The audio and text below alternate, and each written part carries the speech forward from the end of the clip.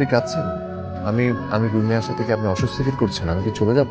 দেখুন, বিয়ে বাড়ি কত মানুষ এসেছে, মানে কারো কথায় কি কোনো কষ্ট পেয়েছেন? আপনি চাইলে আমাকে বলতে পারেন। আমি আমাদের এই বিয়েটা মেনে নিতে পারছি না, কারণ আমি একজনকে প্রচন্ড ভালোবাসি। আমি আমার পরিবারের চাপে এই বিয়েটা করতে বাধ্য। আমি জানি না আমি কতটুকু আপনাদের সাথে অ্যাডজাস্ট করতে পারবো, কিন্তু আমি একদমই মন থেকে মেনে নিতে পারছি না। আমি জানি আপনার সাথে আমি যেটা করেছি এটা ভীষণ অন্যায়, আর আপনি আজকের পর থেকে আমাকে ঘৃণা করবেন।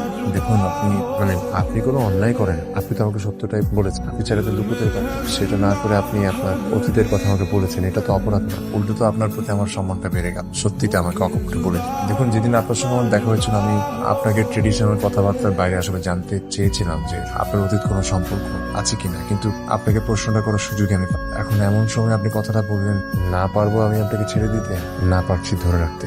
আপনি আমাকে হাজবেন্ড হিসেবে না হোক বন্ধু হিসেবে তো মেনে নিতে পারেন নাকি? হ্যাঁ, আমি আপনার পাশে থাকি, আপনি চিন্তা করবেন।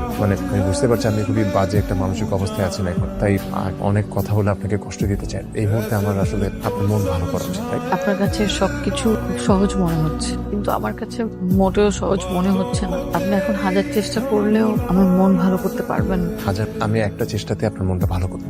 যাকে আপনি এতটা ভালোবাসেন তাকে মন